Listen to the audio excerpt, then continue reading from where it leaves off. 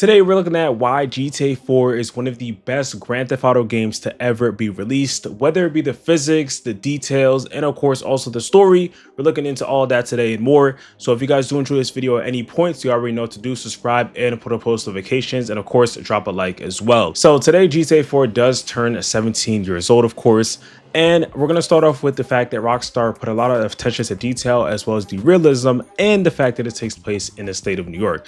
So Rockstar, of course, instead of focusing on having a huge map, they not only did that, but also focused on putting a lot of detail into the map itself. When it came to older GTA games like San Andreas or even like kind of like GTA 3, Rockstar obviously put a lot of detail into those games as well, and little Easter eggs and all that, just like they do with every GTA game. But the thing is with GTA 4, Rockstar decided to put a lot more strategic and more interesting details that people wouldn't notice, or even just little things where it just really just points out and shows a lot more to the state of New York. So if you guys didn't know already, a little fun fact is that GTA 4 actually was supposed to have more to it. There's going to be more like New York State that Rockstar threw in. There was also going to be like the Hamptons as well, so even parts of possibly Connecticut, but they decided to scrap that and focus on putting more details into the map itself. So when it comes to certain buildings in the game, certain things like traffic cones or even just like traffic lights, certain intersections, certain buildings, all that, Rockstar decided to focus more on that and make it so that like when the player is in the game, it is a bit more interesting for them to check out and just make it feel a lot more realistic.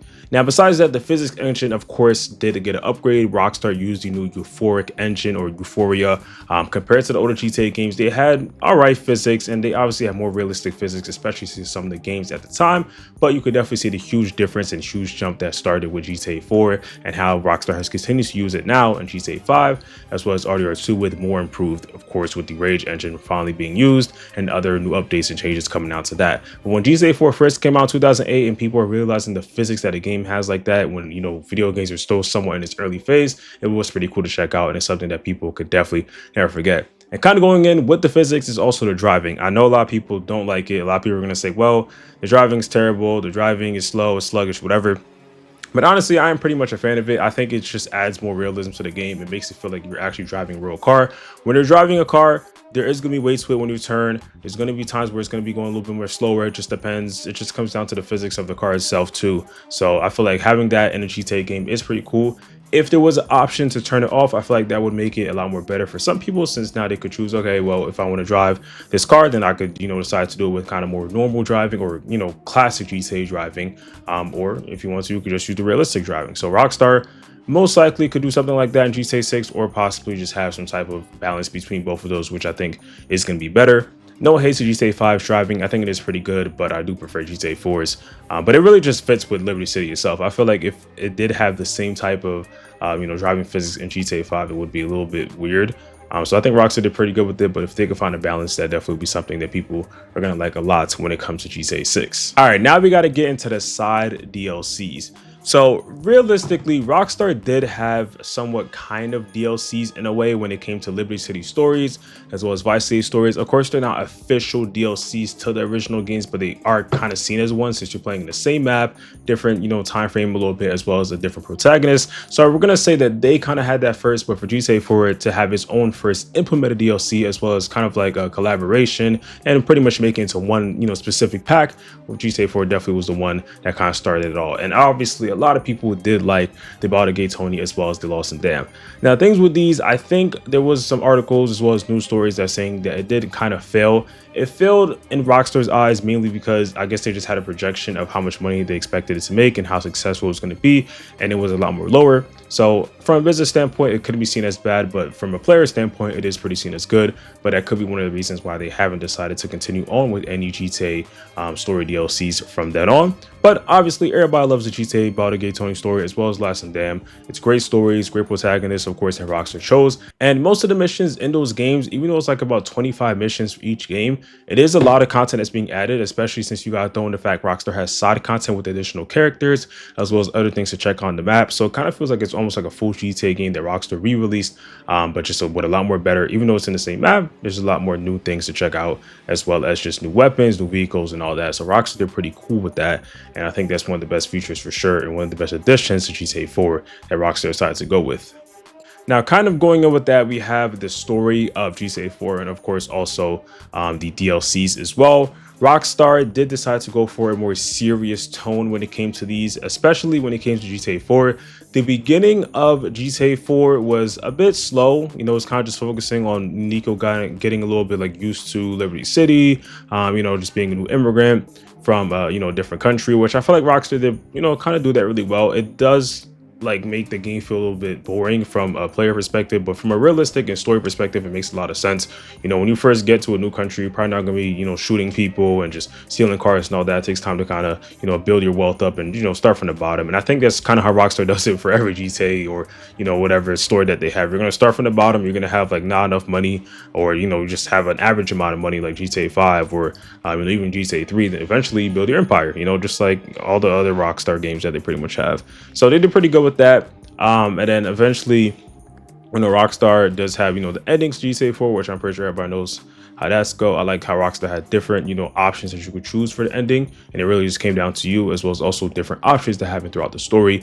And when it came to the Lost and Damned and the Baldigate Tony, these were really serious stories as well. But I feel like for the Baldigate Tony, Rockstar had, you know, a lot more like fun activities to do. Like it wasn't always serious the whole time. You had the clubs, you had certain missions where just, you know, having fun. So I feel like Rockstar, you know, had a bit of a switch up there, just make the game a little bit more cool and just not as, you know, basic.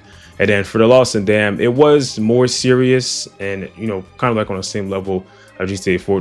There was some times though where you could just have some funny scenes and all that. So Rockstar just kind of depicted that well, instead of just having serious for all three game titles, just having like a little separation, throw a mix in there. It's pretty cool. But overall, this tone still being at the top and making sure that people understand what the story is for and what it's going for.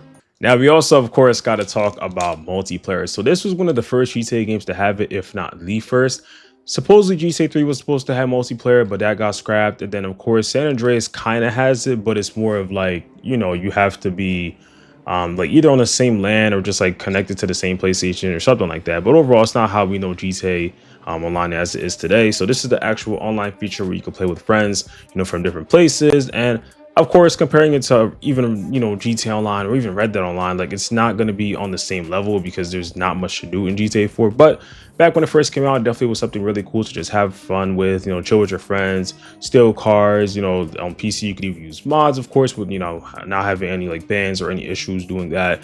You know, just exploring New York City, all that. So it was pretty cool to just have that for, you know, the start. And it was one of the first GTA games, of course, if not the first again, to have multiplayer. So eventually, if Rockstar did put a lot more effort and a lot more time into it, then it could have eventually grew. I think Rockstar just kind of seen it more as like a start to kind of, you know, understand how online was going to work, what people liked about it, what people didn't. And then I, of course, use that information to have it in future online titles, such as GTA 5. So that was pretty cool for that. And then, of course, some honorable mentions we got to throw in is just the fact that Rockstar has a lot of little, you know, things that you could just check out in the world with the, you know, random characters that Rockstar has, as well as the collectibles and all that, which every GTA game has. I feel like Rockstar really took their time with this one to make it a lot more cooler. The subway system is pretty nice as well, since it is the first GTA game to have a fully fledged subway system that really works, have multiple train stations. I'm not exactly sure how much there is, but it's like maybe like on the range of like 20 to 30. So obviously using a train in a GTA game isn't going to be the most efficient way to get around, but it's just a cool thing that Rockstar added in just to make more realistic. They could have just took it out or just never put it in the first place, and people wouldn't have probably really you know, cared that much about it, since they're just going to use cars or use taxis. But it's just a little feature that Rockstar's doing that is, you know, somewhat of a big impact to the game. And then, of course, the fact that you can have like relationships with like friends, as well as also like these meter statuses, like respect, how much they like you, and it's just how, you know, throughout the whole story, like you might start off with certain friends that you have, but eventually after they end up, you know, just not being friends with you or something happens to them, then they get removed to your contact list and you just had to move on. Some people, you stick with them from the beginning to the end. It's just overall, like, it's just the weird diversity and just different things that can happen about the GTA title. It's just really cool to have for sure. And I'm glad Rockstar decided to go with those type of options when it came to GTA 4.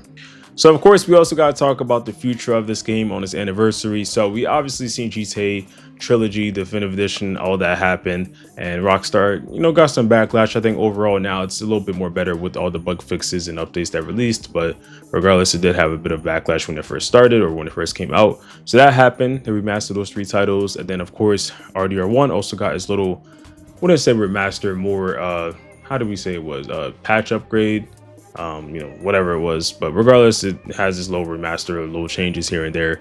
So that came out, of course. So now really just when it comes to the next game that Rockstar has to focus on, that probably would be GTA 4. And there's been some talk about it over the past few years, and it's only the 17th anniversary, which is pretty long time. But Rockstar probably wouldn't focus on releasing some type of DLC or remaster upgrade until the 20th anniversary, which will be in a few years in 2028. So we'll see if Rockstar potentially could do something before, but I would assume if they do continue on with these remasters and want to see, more success with them, then GTA 4 would probably be the next in line for that to happen. And it also would be a great timing since it will be like a few years after GTA 6 releases. So the hype has kind of died down from there. And then now they can focus on, potentially making more money from other titles, older titles, and people will actually enjoy it. So we'll see how that goes. And then after that, for Rockstar could probably focus on maybe the Max Payne series or maybe Midnight Club or something similar to that. But honestly, though, I don't know if any Rockstar employees or any, people that work for Rockstar, with Rockstar, whatever, are watching this. But if you want to make money, or if you want, your fans to be, enjoy your titles and all that, remastering or remaking older titles is definitely the way to go. Since people do, love these games for nostalgic reasons, as well as also just love the games because they're still good. There's a lot of older titles that Rockstar has released to the fact where it's like, it's really good that it could be up to par with some of the games today, and even better is some of the games that released this year in 2025. And it's crazy, but if Rockstar wants to focus on that, that's definitely the way to go for sure. But we'll just have to see the route that Rockstar decides to go. That is all for this video, though. I hope you guys did enjoy. Once again, if you did, drop a like down below. Definitely helps out and supports a lot. And I'll see you guys in the next one. Peace.